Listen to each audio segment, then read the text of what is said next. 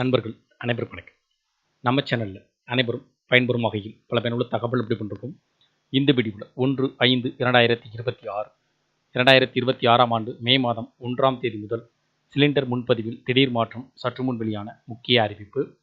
என்ன வகையான அறிவிப்புகள் வெளியிடப்பட்டுள்ளது, இதன் மூலமாக சிலிண்டர் முன்பதிவு, சிலிண்டர் விநியோகம், சிலிண்டர் பெறுவதில், சிலிண்டர் வாங்குவதில் என்ன வகையான அதிரடி மாற்றங்கள் செய்யப்பட்டுள்ளது, இதற்கான வழிமுறைகள் என்ன வகையான வழிகாட்டு நெறிமுறைகள் உள்ளது, யாரெல்லாம் இதன் மூலமாக என்னென்ன நிபந்தனைகள் அடிப்படையில் இந்த சலுகைகளை பெறுவதில், சிலிண்டர் டெலிவரி பெறுவதில் ஏதேனும் மாற்றங்கள் கொண்டு வரப்படுகிறதா என்பதை பற்றி பார்ப்போம். வீடியோக்குள்ளே பிறக்க முடியும். நம்ம சேனலை சப்ஸ்கிரைப் பண்ணுங்க, சப்ஸ்கிரைப் பண்ணுங்க, பக்கத்தில் இருக்குது பெல் பட்டனை ப்ரெஸ் பண்ணுங்க. அப்போ தான் நம்ம அடுத்தபடி கூடிய அப்படி டேரெக்டாக கிடைக்கும்.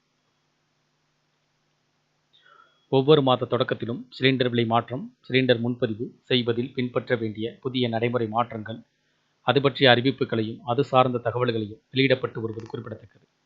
அதேபோல் தற்போது நிலவி வரும் சிலிண்டர் தட்டுப்பாட்டு கருத்தில் கொண்டு சிலிண்டர் முன்பதிவு, சிலிண்டர் விநியோகம் நடைமுறையில் 2026ஆம் ஆண்டு மே மாதம் 1ஆம் தேதி முதல் புதிய நடைமுறை அமலுக்கு வர இருப்பதாக தகவல்கள் வெளியாகியுள்ளன. எல்பிஜி சமையல் எரிவாயு சிலிண்டர்களை முன்பதிவு செய்யும் முறை, அதனை விநியோகிக்கும் முறைகளில் புதிய விதிமுறைகள் மே 1 முதல் நடைமுறைக்கு வர இருப்பதாகவும் தகவல்கள் வெளியாகியுள்ளன. ஈரான் மீதான அமெரிக்க தாக்குதல் காரணமாக ஏற்பட்ட எரிபொருள் தட்டுப்பாட்டால் ஏற்கனவே சிலிண்டர் முன்பதிவில் கடும் கட்டுப்பாடுகள் விதிக்கப்பட்டுள்ள நிலையில் மே 1ஆம் தேதி முதல் புதிய கட்டுப்பாடுகள் நடைமுறைக்கு வரவிருக்கின்றன.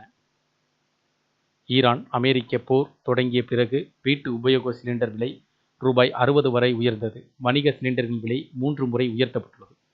அதாவது ஏப்ரல் மாதத்தில் மட்டும் 196 ரூபாய் முதல் 218 ரூபாய் வரை நகரங்களுக்கு ஏற்ப விலை உயர்ந்துள்ளது. அதாவது ஒரு சிலிண்டர் முன்பதிவு செய்து அடுத்த சிலிண்டர் முன்பதிவு செய்ய நகரங்களில் குறைந்தபட்சம் 21 நாட்கள் என்றும் இருந்தது தற்போது 25 நாட்கள் வரை உயர்த்தப்பட்டது. கிராம பகுதிகளில் இது 45 நாட்கள் வரை உயர்த்தப்படுகிறது. ஏற்கனவே ஓடிபியை அடிப்படையாக வைத்து சிலிண்டர் விநியோகம் தற்காலிக அடிப்படையில் கொண்டு வரப்பட்டது. இனி இது நிரந்தரமாக மாற்றப்படும். உஜ்வாலா திட்டத்தின் கீழ் பயன்பெறுவோர் ஆதார் அடிப்படையில் பயோமெட்ரிக் சோதனையை உறுதி செய்து கொள்ள வேண்டும். இதுவரை வாடிக்கையாளர்கள் அடையாளத்தை உறுதி செய்யாவிட்டால் அவர்களுக்கு KYC அவசியம் என்றும் வலியுறுத்தப்படுகிறது. ஏற்கனவே பயோமெட்ரிக் உறுதி செய்தவர்கள் மீண்டும் அதனை செய்ய வேண்டிய அவசியமும் இல்லை. ஆனால் உஜ்வாலா திட்ட பயனாளர்கள் மட்டும் ஒவ்வொரு நிதியாண்டின் தொடக்கத்திலும் பயோமெட்ரிக் உறுதி செய்வது அவசியமாகும்.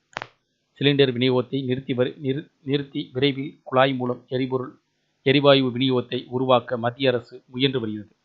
அவ்வாறு குழாய் மூலம் எரிவாயு சேவை பெறுவோர் சிலிண்டர்களை திரும்ப வழங்க அறிவுறுத்தப்படுகிறது. போர் தொடங்கியதிலிருந்து வீட்டு உபயோக சிலிண்டர் விநியோகம் சீராக இருக்க மத்திய மாநில அரசுகள் முன்முயற்சி செய்து வருகின்றன. இந்த தகவல்கள் பற்றிய மாற்றங்கள் பற்றி, விதிமுறைகள் பற்றி உங்களுடைய கருத்துக்கள், வேறு இது சார்ந்த கூடுதல் வருகின்ற கமெண்ட் செக்ஷன் பிடிச்சிருந்தால் லைக் பண்ணுங்க. முடிந்தவரை இந்த வீடியோ உங்களுடைய நண்பர்கள், உறவினர்கள் அனைவருக்கும் ஷேர் பண்ணுங்க, ஃபார்வர்ட் பண்ணுங்க. மறக்காம நம்ம சேனலை சப்ஸ்கிரைப் பண்ணுங்க, பக்கத்தில் இருக்கு பெல் பட்டனையும் ப்ரெஸ் பண்ணுங்க. அப்போ தான் நம்ம அடுத்தபடி அப்படி டேரெக்டாக கிடைக்கும். தேங்க்யூ ஃபார் வாட்சிங்.